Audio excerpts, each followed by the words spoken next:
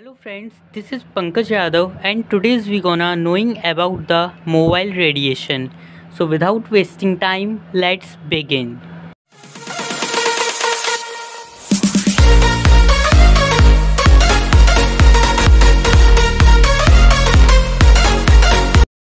हमारे फ़ोन में जो एंटीना होता है वो सिग्नल को लेने या भेजने का काम करता है। वहीं दूसरी तरफ जो टावर का एंटीना होता है वो भी इसी कॉन्सेप्ट पर बेस्ड होता है। ये सिग्नल इलेक्ट्रोमैग्नेटिक वेव की फॉर्म में होते हैं, बट ये वेव्स पूरी तरह से रिसीव ना होकर कुछ वेव्स को या कुछ सिग्नलों को रिफ्लेक्ट कर देती हैं या छोड़ देती हैं। मतलब 100 में से 80 वेव्स ही फ़ोन के एंटीना तक पहुंच पाती हैं। बाकी की अनयूज़फुल जो वेव होती हैं वो रेडिएशन फैलाती हैं। इनमें से कुछ हार्मफुल भी हो सकती हैं। अगर आप अपने फ़ोन का ज़्यादा यूज़ करते हैं, मीन्स अपने मोबाइल को ज़्यादा इस्तेमाल में लेते हैं, आप उससे ज़्यादातर बातें करते हैं या फिर उसके रेडिएशन के दायरे में ज़्यादातर आते रहते हैं, तो ये आपके लिए ख़तरनाक भी हो सकता है। ये डिपेंड करता है सिग्नल की फ्रीक्वेंसी पर। Mobile signal basically radio waves पर डिपेंड होते हैं। मतलब जितनी ज़्यादा उस वेव की फ्रीक्वेंसी होगी वो उतना ज़्यादा आपके लिए हार्मफुल होता है।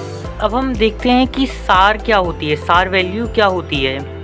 सार बेसिकली स्टैंड करता है स्पेसिफिक एब्जॉर्प्शन रेट। मतलब ये जो हमारे शरीर के अंदर जो टिश्यू होते हैं, जो हमारी बॉडी होती है, वो ये मोबाइल की फ्रीक्वेंसी को, मोबाइल के रेडिएशन को कितना एब्जॉर्ब कर सकते हैं। ये अमाउंट जिस पर ह्यूमन बॉडी के टिश्यू उस रेडिएशन को झेल सकते हैं या फिर एब्जॉर्ब करने में सक्षम होते हैं। हर कंट्री के लिए इसकी वैल्यू अलग अलग होती है। इंडिया एंड यूएस के लिए ये सेम है। इसकी वैल्यू इंडिया के लिए 1.6 वॉट पर केजी है। इसका मतलब होता है कि हमारे जो टिश्यू हैं, जो हमारे, या फिर हम एक अमाउंट को, 1 किलो टिश्यू को इकट्ठा करें, वो 1 वॉट की एनर्जी के रेडिएशन को झेलने में सक्षम है या उसको एब्जॉर्ब कर सकते हैं। अब बात करते हैं हम 5G के बारे में। 5G का मतलब होता है 5th जनरेशन, जहाँ G जनरेशन के लिए स्टैंड करता है। जैसा कि हम पहले देखते हैं, पहले हमने सुना भी होगा कि 1G, 2G, 3G and 4G। अब आता है हमारा 5G। 4G मोबाइल जो हम एंड्रॉयड मोबाइल ज़्यादातर अभी दुनिया यूज़ कर रही है। 2G में हमारे आते थे ये जो हमारे नोकिया के फ़ोन या फिर कीपैड फ़ोन जो अभी 2G में आते हैं।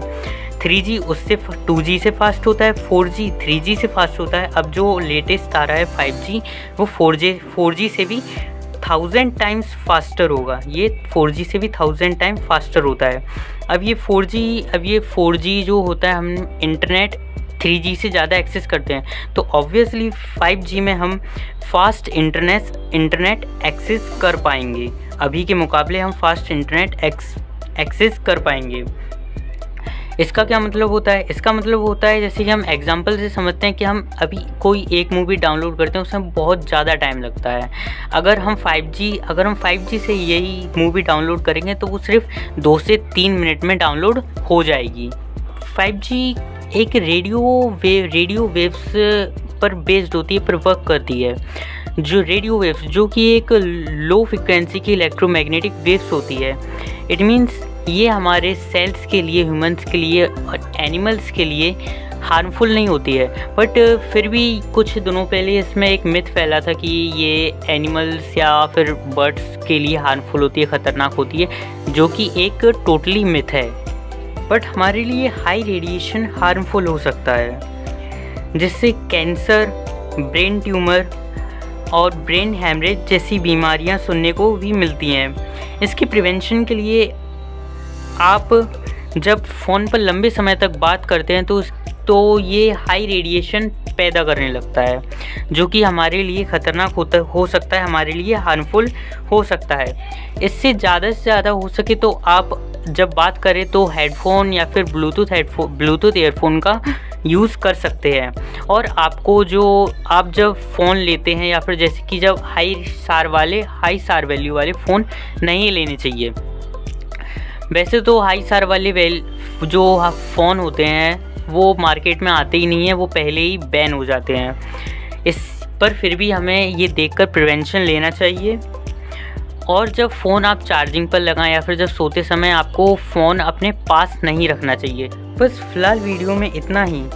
आपका देखने के लिए बहुत बहुत धन्यवाद। अगर आपको इस वीडियो में कुछ डाउट हो या फिर कुछ क्वेश्चन हो या फिर इस वीडियो में ऐसा कुछ लगा हो जो मुझे इम्प्रूव करने की ज़रूरत है, तो आप मुझे कमेंट में लिखकर ज़रूर बताएं। बाकी अगर आपको वीडियो में से कुछ सीखने को मिला हो, कुछ अच्छा लगा हो, तो इस वीडियो को लाइक कीजिए, चैनल को सब्सक्राइब कीजिए और कमेंट करना ना भूलें।